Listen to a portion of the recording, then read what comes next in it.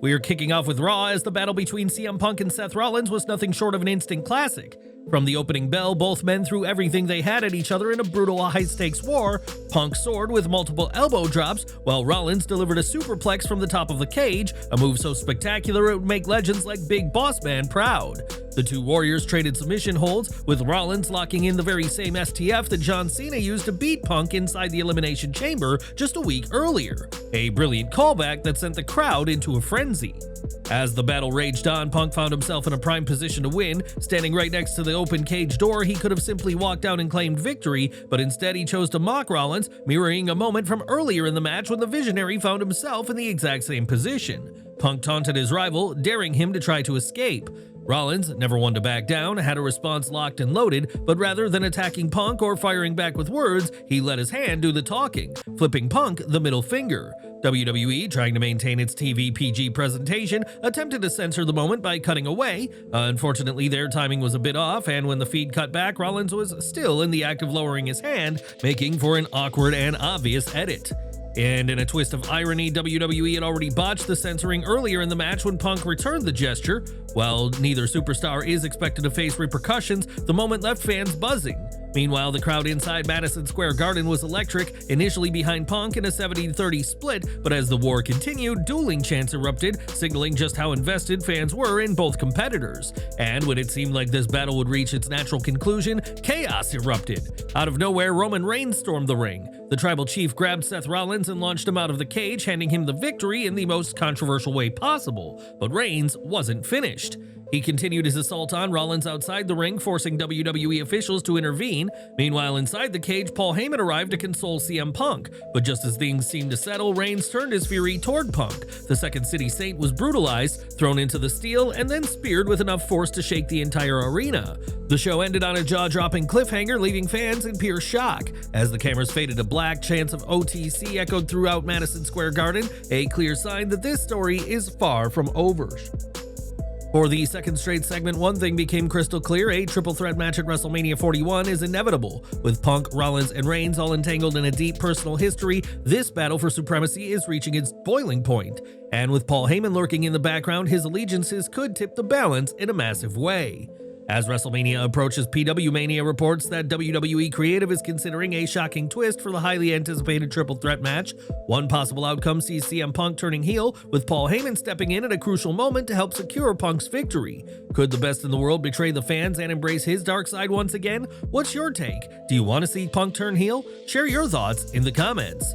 During the chaos, Michael Cole took a moment to remind fans of the night Seth Rollins shattered the Shield, turning on Roman Reigns and Dean Ambrose, but what stood out the most was WWE actually acknowledging Ambrose by name despite his departure from the company. It's a small touch, but a significant one, proof that even as WWE moves forward, it isn't shying away from its rich past. With tensions at an all-time high and WrestleMania just around the corner, the war for dominance has never been more intense. Who will come out on top? Reigns? Rollins? Punk? The answer may shake WWE to its core. Kicking off the second hour of the show, Cody Rhodes wasted no time addressing John Cena and shared to the fans that Cena wasn't in the arena, drawing boos from those in New York. Rhodes then took aim at Cena's decision to align with The Rock, but rather than being angry, said his issue wasn't with Cena's turn, but the actions since then. Taking things a step further, Rhodes criticized Cena's aspirations of winning a record-breaking 17th world title, dismissing it as one man's fantasy and delusion. Rhodes wrapped up by declaring, "I am now the captain of WWE," in a bold statement ahead of the face-to-face with Cena that'll come during next week's episode of Raw. With tensions running high, their next encounter could take things to an even more personal level, but as for this week, Rhodes showed why he is one of WWE's best talkers. Rhodes effectively laid out the story, hyped next week's show, and continued setting the stage for what could be the biggest match of the year, which has already gotten very personal. It appears things got too personal on Raw, as WWE's production team was on high alert during the segment, looking out for any terms they could censor before they made it to broadcast.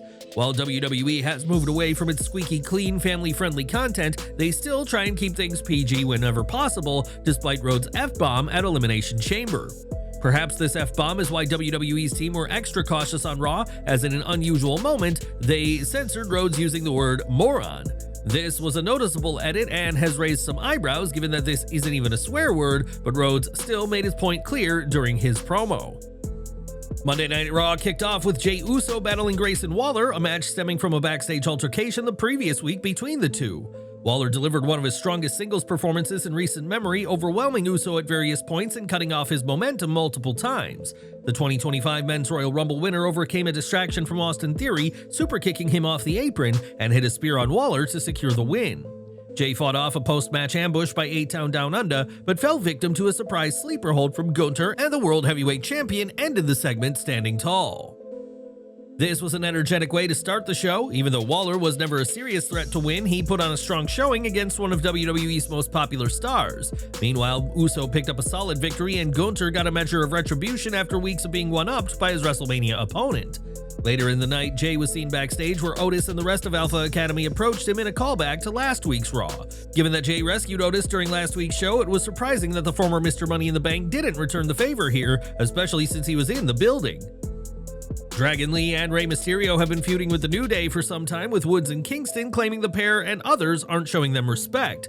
These issues led to a high-stakes tornado tag team match on Raw, with both teams impressing as momentum shifted back and forth between the heels and faces. Everything changed after a shocking interference just as the LWO was gaining control. Rey Mysterio was blindsided by a masked luchador. The masked man wore an American flag-themed mask with the words American Made emblazoned across it. While he didn't unmask, this was clearly Chad Gable. His movements, mannerisms, and overall presence pointed to the former Olympian's identity, and this distraction allowed the New Day to capitalize. Kingston and Woods seized the opportunity, tossing Mysterio back into the ring and hitting their signature move, the Midnight Hour, to secure the win. Gable has been on an unusual journey in recent weeks, delving into what he calls the secrets of Lucha Libre, and his segment on last week's Raw hinted at something brewing. That said, this return was a surprise, and later in the show, when Kathy Kelly confronted Gable backstage, he flatly denied any involvement, though Kelly was skeptical. The situation took an even stranger turn when WWE cameras later captured security escorting a man from the building wearing the exact same mask seen by the LWO's attacker. It was difficult to see who was under that mask, and while some have claimed that it could be Kalisto or even Rey Fenix, that has yet to be confirmed. So if Gable wasn't in the ring, who was? Was this an elaborate diversion, or is someone else trying to send a message? Share your thoughts down in the comments. After defeating Rey Mysterio and Dragon Lee, the New Day now has their sights set on the World Tag Team Championships, as Kofi Kingston made clear following his match. On Twitter, Kofi Kingston mocked Big E, who was seen eating as part of a new WWE project, and claimed that eating copious amounts of unhealthy food is something that Ivar would be doing. Ivar fired back, saying he was disappointed he wasn't invited to join Big E, but said he'd instead be spending his birthday defending the tag titles before asking Kofi what he'd be up to. Post-match, Kofi told Ivar that he had beat the crap out of a Hall of Famer and Rey's young boy before questioning where the War Raiders were and what they were doing. This war of words certainly could lead to a title match down the line, and after failing to win the gold for years during the late stages of this face run, could the New Day soon hold gold again? Comedian and actor Andrew Schulz, best known for his work on MTV2's Guy Code, was in attendance for Raw and MSG and was enjoying the show until Logan Paul showed up. Paul grabbed the mic, insulted the New York crowd, and offered his services to The Rock before directly addressing Schulz, a proud New Yorker. Paul asked Schulz why he came to Raw, and he said he was there to see Seth Rollins versus CM Punk in the steel cage, and more importantly, AJ Styles. This immediately angered Paul, who pulled Schulz over the barricade and into the ring, but Styles' music would hit and the Phenomenal One arrived to make the save. Styles delivered a phenomenal forearm, sending Paul retreating to the floor, and this brief segment continued to tease a future match likely to take place at WrestleMania 41 next month.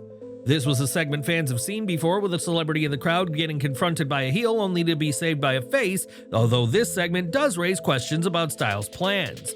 It was last week that Karrion Kross spoke with AJ Styles and convinced Styles to call out Paul, with AJ even teasing a return to his evil ways, a nod to his TNA run. However, on this week's Raw, Styles didn't call out the Maverick in a bizarre lack of continuity, which Triple H's creative team has typically tried to maintain.